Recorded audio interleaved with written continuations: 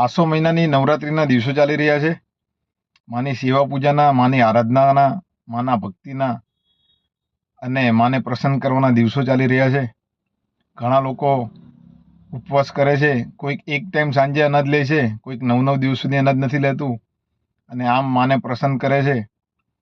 પણ હું એવું માનું છું, જો તમે ખરેખર ઉપવાસ કરતા હોય, તમારું એક ટાઈમ જમવાનું બચતું હોય છે અને એ એક ટાઈમ તમે રોજ ના કરી શકો, પણ આ 9 દિવસમાં એક દિવસ જે વ્યક્તિ પોતાના પૈસાથી જમી નથી શકતો, જેની જોડે પૈસા નથી જમવા માટે, અને એવા વ્યક્તિને જો તમે આ 9 દિવસમાં એક વાર પણ જો જમાડો ને, તો માં જરૂર પ્રસન્ન થાય છે અને તમારો ઉપવાસ કરેલા જરૂર લેખે લાગે છે. અને માં ઘણી તમને અને ઘણા આશીર્વાદ આપે છે અને આનું ફળ જરૂર મળે છે. હું આવું માનું છું. તમે શું માનો છો?